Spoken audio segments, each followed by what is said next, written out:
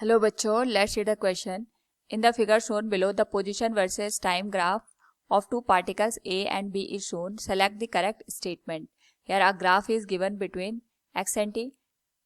First option is given as the speed of B was initially greater than that of A and finally less than that of A. B is the speed of B was initially less than that of A and finally greater than that of A.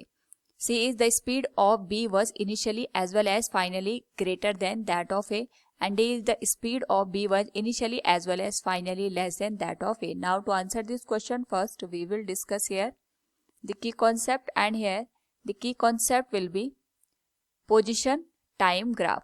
तो जब हमारे पास position time graph given होता है वहां से हम एक information find out कर सकते हैं about the speed of a given particle. तो जो हमारे पास एक्सटी ग्राफ होता है या पोजीशन टाइम ग्राफ होता है, उसका जो स्लोप होता है ये हमें यहाँ पे स्पीड के बारे में इंफॉर्मेशन देता है. जितना कम स्लोप होगा स्पीड की वैल्यू हमारे पास उतनी कम होगी.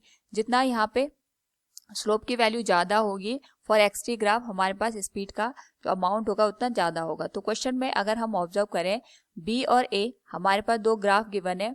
अगर हम दोनों के लिए कंपेयर करें इनिशियल पोजीशन के लिए, तो यहाँ पे जब हमारे पास टाइम की वैल्यू 0 के बराबर थी, उस पर्टिकुलर केस में अगर हम ऑब्जर्व करें यहाँ पे, तो हमारे पास जो एक्सटी ग्राफ है, हम दोनों जो ए और बी है दोनों के लिए स्लोप की वैल्यू देखेंगे. तो जो हमारे पास ए ग्राफ बन रहा है उसके लिए जो स्लोप है ये हम θ1 कंसिडर कर लेते हैं, और हम यहाँ पे लिख सकते हैं tan θ1 will give the value of speed for the graph A. इसको हम v1 से इंडिकेट करेंगे. जो बी ग्राफ है, अगर हम यहाँ पे इनिशियल पोजीशन पे स्लोप ड्रॉ करें, उसके लिए सबसे पहले हम यहाँ पे हॉरिजॉन्टल लाइन ड्रॉ करेंगे और साथ में यहाँ पे एक टेंजेंट ड्रॉ करेंगे. जो ये टेंजेंट होगा ये हॉरिजॉन्टल के साथ जो भी एंगल यहाँ पे बनाएगा उसके करस्पॉन्डिंग जो tan θ की वैल्यू होगी वो हमें स्पीड की वैल्यू यहाँ पे दे देगी. तो यहाँ पे हमारे पास जो वैल्यू आएगी दैट विल बी tan θ2, ये हमारे पास v2 के बराबर आ जाएगी. अगर हम यहाँ पे दोनों एंगल को ऑब्जर्व करें तो हमारे पास जो θ2 की वैल्यू है दैट इज लेस देन θ1. इसका मतलब ये होगा कि tan θ2 की वैल्यू कम हो जाएगी tan θ1 के कंपैरिजन में, यानी हमारे पास जो v2 है इसकी वैल्यू कम होगी v1 के कंपैरिजन में. एंड वी नो दैट जो v2 है it is the initial velocity for the graph b. तो इसका मतलब ये होगा जो स्पीड है फॉर ग्राफ बी वो कम होगी एज कंपेयर टू दी ए.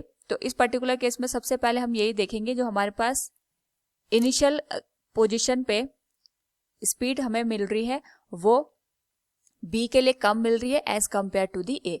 साथ में अगर हम यहाँ पे जैसे जैसे टाइम को इंक्रीज करेंगे तो हमारे पास जो ए ग्राफ है इसके लिए जो एंगल की वैल्यू आएगी ये तो कांस्टेंट रहेगी क्योंकि ये अपने आप में एक स्ट्रेट लाइन शो कर रहा है. लेकिन अगर हम बी के लिए यहाँ पे ऑब्जर्व करें तो हमारे पास जैसे ही हम यहाँ पे टाइम को इंक्रीज करेंगे हमारे पास जो थीटा की वैल्यू है ये यहाँ पे इंक्रीज हो जाएगी, क्योंकि ये हमारे पास एक एक्सपोनेंट का ग्राफ बन रहा है.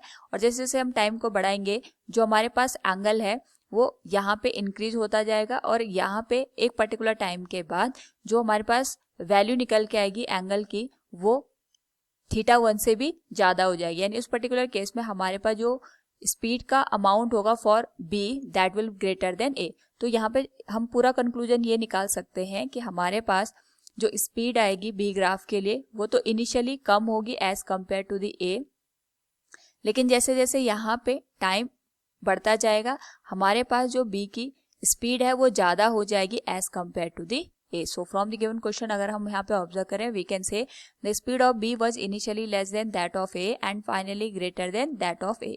Option B will be the right one. Hope all you understood it. Thank you and best of luck.